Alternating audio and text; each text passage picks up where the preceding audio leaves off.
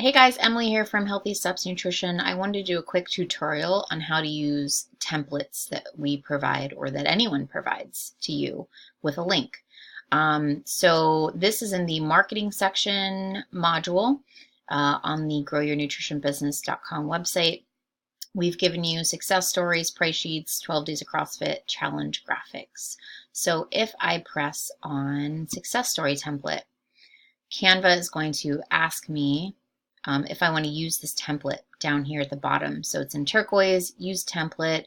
I do want to use it. I click it and it's going to open up to my Canva account. And how I know that it is my copy and I'm not editing somebody else's is because at the top here, it says copy of success story template. So that is now my design.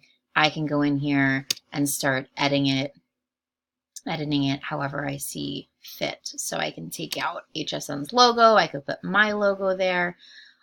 If you have the free version of Canva, there may be some graphics that don't appear for you. So you're going to have to find alternates that are free. But if you have the paid for Canva, which I do, and I know that HSN does as well, everything will show up as it should.